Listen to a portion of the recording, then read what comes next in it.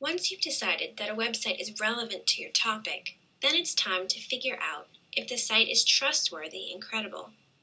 As we discussed in Unit 1, pretty much anyone can post information to the web, so you have to take a close look at websites to determine if you can trust the information on them. We're going to talk about 3 things to think about before deciding if a website is credible: the author or creator, the accuracy of the information, and the purpose of the website. So the first thing to do is to figure out who wrote the site. Websites can be created by a single individual, a company, or an organization. You always want to be able to identify who this person or group is.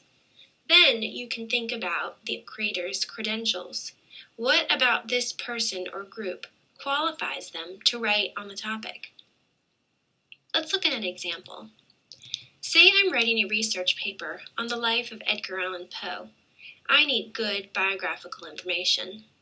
The first site has lots of pages about Poe's life, so let's figure out who wrote it. The title of the website is Caris's Edgar Allan Poe Pages, so I guess the site is written by a person named Caris. A good strategy is to look for an About page. Most sites have them. But looking around, this one doesn't seem to have one. There is a contact page, so I'll try that. And it says that the contact form is disabled. It's always good if you can find a way to contact the website's author in case you want to verify something. Let's compare that page to this one from the Poe Museum. I can see that the page is created by an institution, a museum in Richmond, Virginia. Let's look at About the Museum. This page doesn't give a ton of information, but it does tell me that the museum has been around since 1922, which is good. There is also a list of museum staff and a board of trustees, which verifies to me that this site is created by an established organization. So which site would you rather use? Caris's Edgar Allan Poe Pages or the Poe Museum? If you chose the Poe Museum, you're right. So once you've established the author of the site, you can move on to the accuracy of the information. Obviously, you want to use websites in which the information is true and accurate. But this can be tricky because often you're doing research on a topic that you don't know a lot about. So there are a few strategies you can use to figure out a site's accuracy. First, is the site well written? Does the website have citations? It's always good if the author can tell you where he or she found his information. Then try verifying the information you find on a site by finding that same information in other sources. Let's look at an example. Say that I'm doing a research paper on the causes of ADD and ADHD. This first website is from the Natural Health and Longevity Resource Center. First, we'll think about how well written the site is. It seems pretty good, though the first couple sentences seem a little over the top. It says, the vast majority of medical doctors consider attention deficit disorder to be of unknown causes, yet it's a known fact that the elimination of food additives and refined sugar produces dramatic improvements. We'll move on and see if the site uses citations.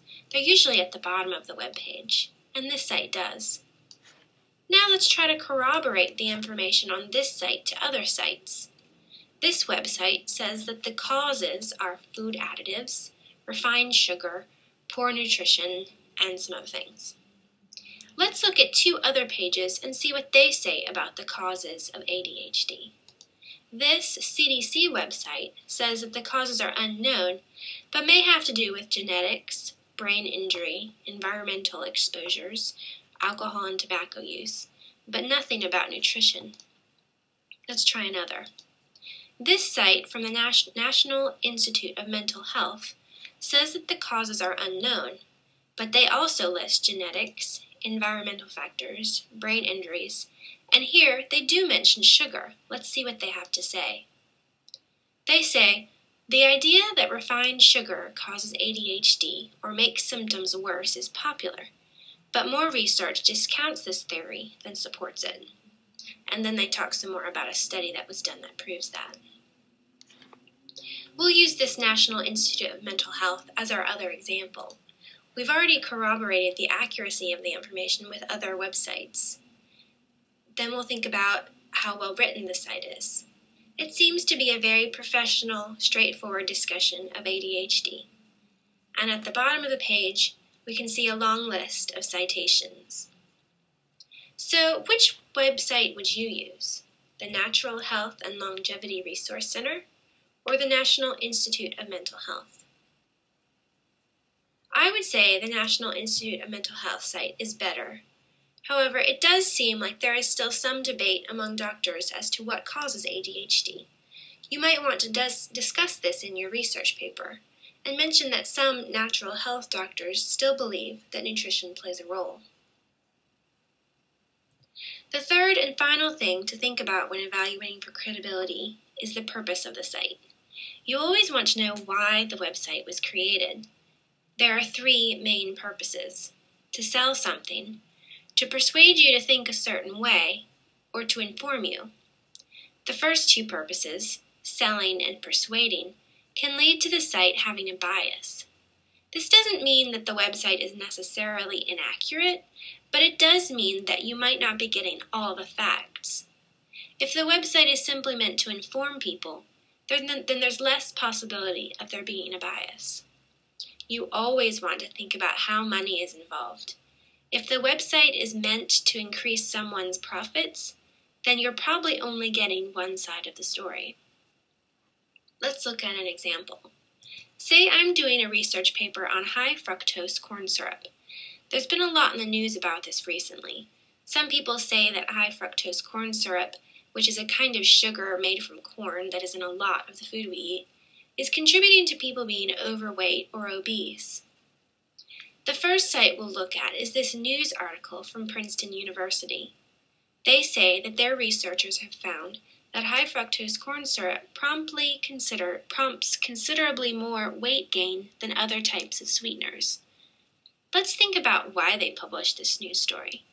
Princeton University is a nonprofit academic institution that does scientific research. In this article, they are informing people of the results of their research. Another website on this topic is sweetsurprise.com.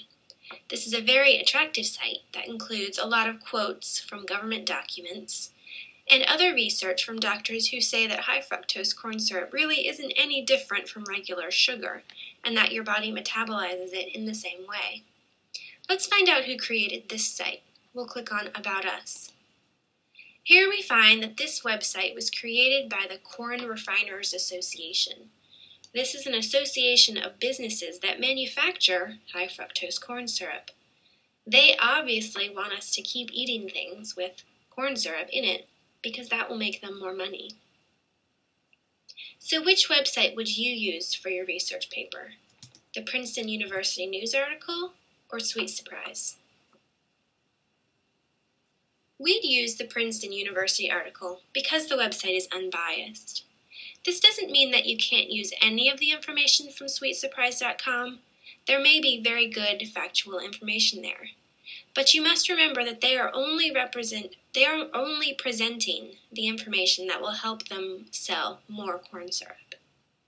To wrap up, remember to think about three things when evaluating for credibility: the author or creator, the accuracy of the information, and the purpose of the website.